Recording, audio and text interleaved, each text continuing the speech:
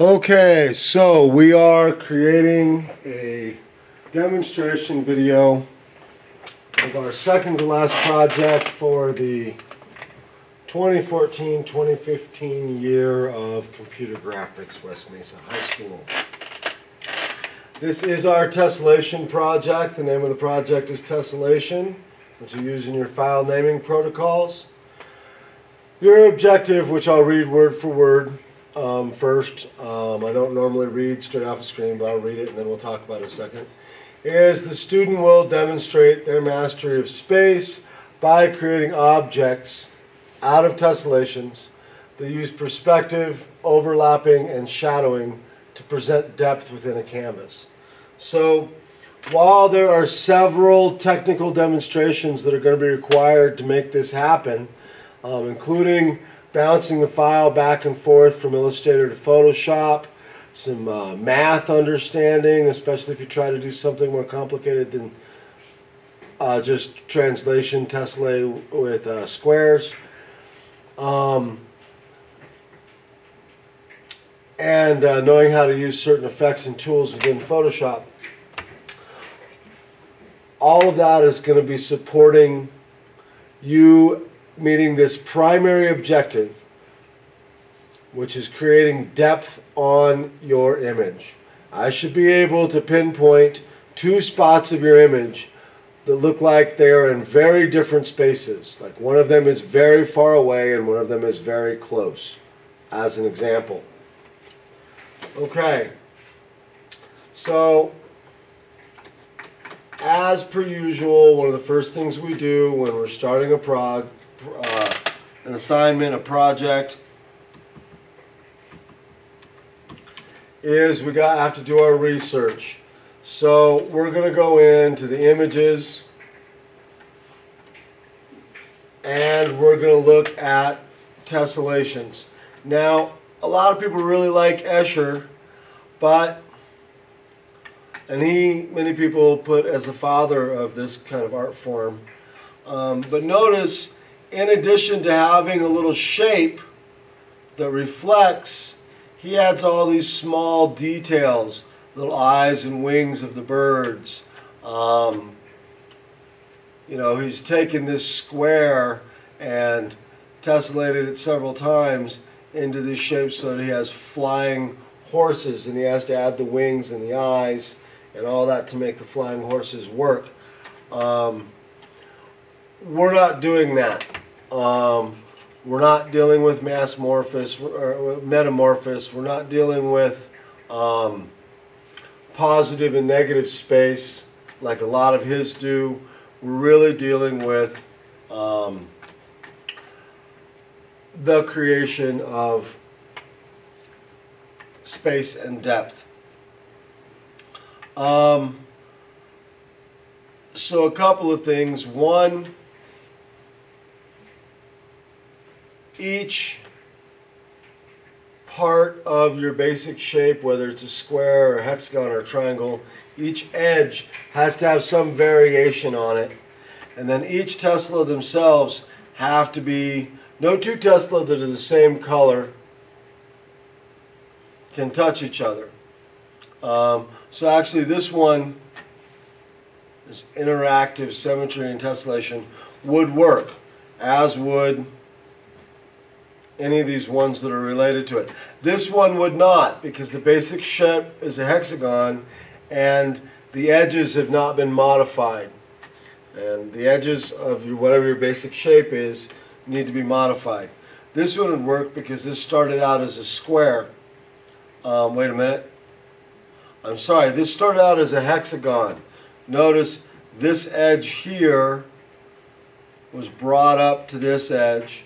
This chevron-y edge here, right here, goes over to that edge. This little pointed edge down here goes up to that edge, which allows us to create these puzzle pieces. So this basic pattern of hexagons, through using translation Tesla techniques, was turned into this. So that's the basis of where we're going to start. So we grab our 50 images, we put them in the folder, and then the next thing we're going to do is we're going to open Adobe Illustrator. I set my stuff to inches. Really doesn't matter to me whether it's portrait or landscape, but I'll go ahead and leave it there. Follow our file naming protocol.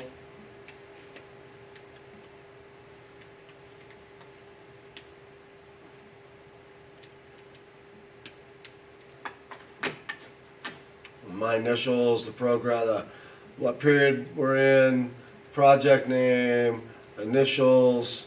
We always start with the number 1. Say okay to that. Now, first thing I'm going to do, because I'm going to go with, I'm not going to go with a polygonic tessellation. I'm going to show you the basics with a rectangle, a square. So I hold down Shift, and I get my square using the rectangle tool. And technically I could use a rectangle. It's a little tricky in some aspects. Now I'm going to take that, I'm going to lock that. So I have it selected, it's blue, I hit lock. Now I can't affect it at all. Now I'm going to take my pen tool. I'm going to zoom in a little bit.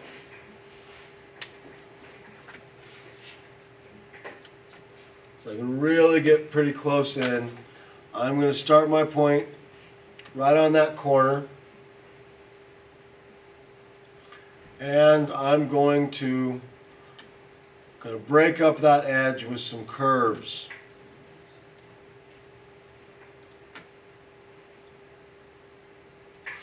Now I want to be coming in pretty straight to that corner because it can cause problems later on if I curve into that corner with my other edge. So I leave a little bit of a straight there. You don't have to, but I find it to be a little safer. I select that object that I just drew, and I copy it and I paste it. I'm going to move the one that I just pasted kind of a little below that line. I'm going to move this one up a little bit so I can get to my corners pretty good. Then I'm going to grab my pen tool, and I am going to basically do the same thing I just did, but on the vertical.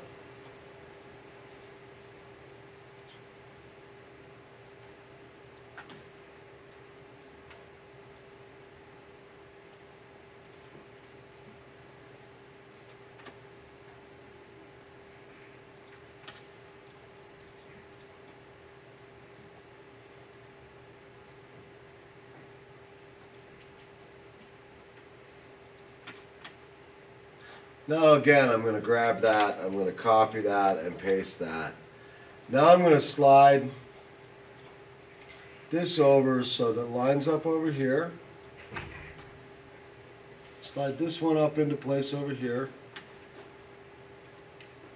Same thing with that one. Now at this point I'm going to go Object, Unlock All. That's going to make my original box selected. I'm going to lower that opacity so it doesn't confuse me as much. I'm going to lower it down to 30 or so. Now it's kind of gray, so I can really see the difference between it and the others. I'm going to grab it now and lock it again. Now, when I zoom into this corner, these corners on this horizontal line, what I realize is this horizontal line is a little bit to the right of where it needs to be. So I'm going to use my arrow keys to move it over just a little bit. I'm going to grab my pen tool, I'm going to connect that line, and then I'm going to connect that line to the vertical line that's over there. Now over here, when I look at the other side of the horizontal, they're pretty close. It's not going to really let me connect those because it's going to be really hard to select the one on the other line. So I'm going to grab this, move it over a little bit. I'm going to keep it right where it was, but just move it over a little bit. Now I'm going to get the pen tool over that. Notice I get that 45-degree line.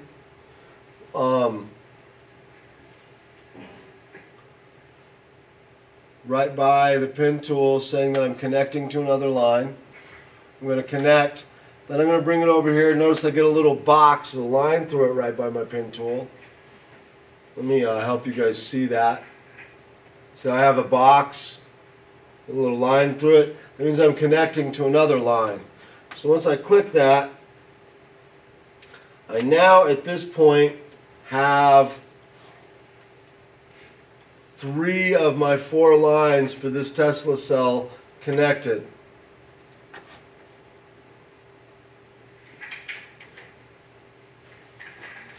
Now I should be able to zoom into this corner down here, connect those.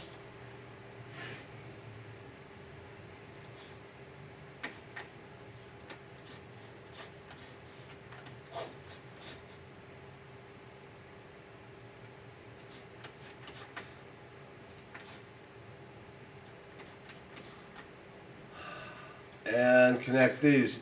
Now the one thing I notice is that these lines over here aren't quite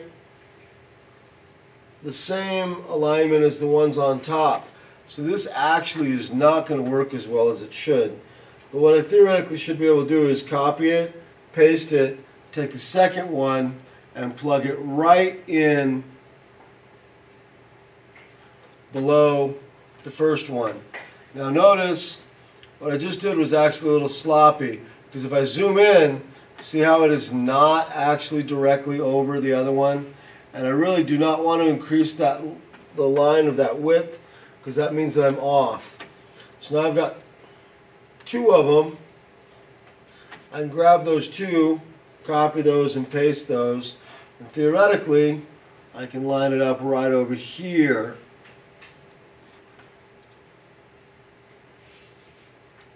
Now I'm not sure. I'm going to zoom in. This line looks extra thick to me. This line right here looks thicker than some of the rest. So I'm going to double check. I'm going to zoom into it. And if you look, it actually is off by a little bit. I inserted both of these at once, so I need them both selected when I fix it. I'm going to zoom back in there, and I'm going to line them up. I just used the arrow key and it happened to sink them right into place. And that actually looks pretty good. So now I've got a tessellation of 4 Tesla. And notice I get some fairly interesting connections. Like I bet you most of you didn't see this little interesting corner coming when I first did my lines. And I also noticed that like this line is off by a little bit. There's a double. This line is off by a little bit. What happened, I'm going to back up a little bit, was that when I first put it together, when I first drew it and copied it, I just kind of I copied and I copied and pasted, and then just kind of put that over there, kind of eyeballing it, so they're not really lined up. Does that make sense? What I really need to do is grab that one, hold down the shift key, grab this other one, and then I need to grab do one of these alignments from up on the top of the board here on the interface. That will cause them to be precisely aligned. For example, I'll do this vertical align on center. Notice there's just a tiny shift, but that little shift makes all the difference. Now I'm going to grab the top one and the bottom one, and I'm going to do a horizontal line on center. Now, because it's aligned, I don't want to move it to the left or the right with the mouse, so I'm going to use the arrow key. Now remember, I still got to go back and make that original square. Oh, it's locked. I want to make it gray, so I'm going to lower its opacity, and then I'm going to lock it again. Okay, so I'll go back to this horizontal line, and I am just using the arrow keys because I don't want to shift my alignment right to left because I've already done a horizontal line on center on those. So now at this point they should all be lined up. Now I can redo my connection. So come back to the corner, I get my white arrow, I select one of those points, I take that end line, I bring it down just a little bit, get my pin tool. Notice that when I get over a point, a new point, say connect to an old line, I get this 45-degree line on the lower right of my pin tool. So I connect to that, I come up here, I connect to that, I zoom back out,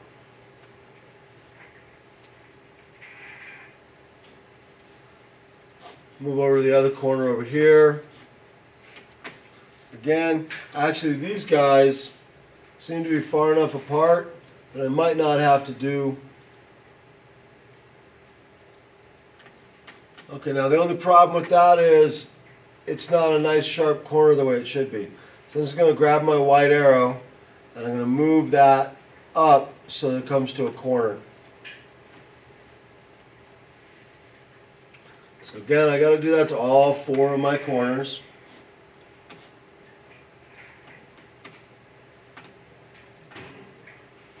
And in all honesty, this is like maybe the hardest part.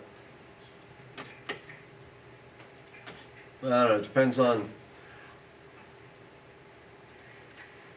how your brain processes information.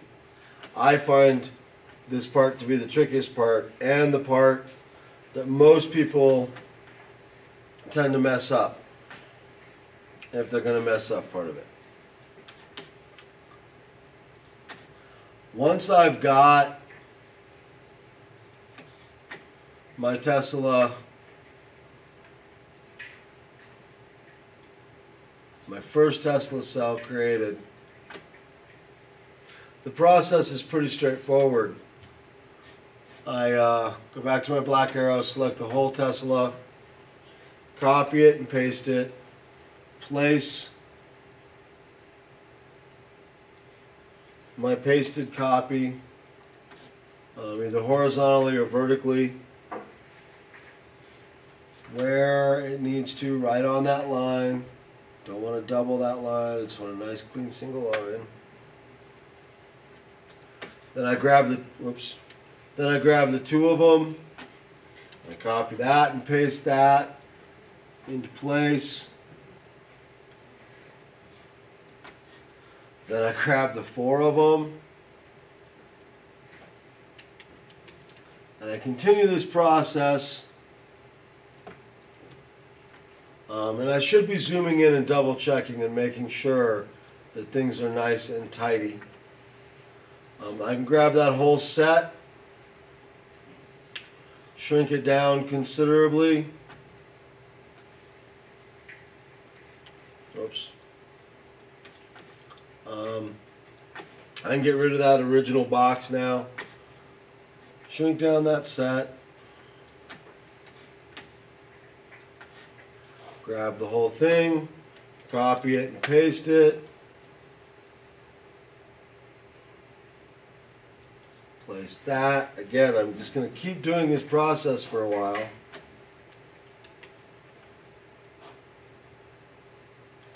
Until I've pretty much filled the page. And notice I can go back and change the scale of my cells. So, I mean, because these still seem really big to me. So I can bring them down to something a little more interesting that will create a more dynamic pattern in the end. And you can technically get them so that they're so tiny you can barely see them. I wouldn't find that to be terribly helpful. And I gotta admit, I hope when you guys do the ones for your project, you take a little more time than I have been right now when you're lining these guys up so that they don't have overlaps or problems like what was right there. You really need to zoom in just like I just did. Notice right here this center line is darker than all the other lines. What that means is that I did not take the time to align it properly, and I created one of these where it's slightly off. Now, if you guys were making a piece and I noticed an extra heavy line like that, you'd lose some points, because we're going to create extra heaviness or extra emphasis at the next step. So now you have to pick each cell individually and color them. The coloring is going to take the longest time. I had grabbed one of these from a student who did some really nice versions.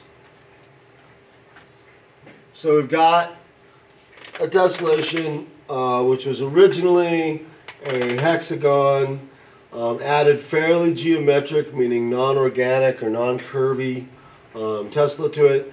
Notice not only are there no two cells that touch each other, they're the same color, but the color becomes more intense as you go down, more saturated, becomes more pastel as you go up, which creates this kind of gradient effect.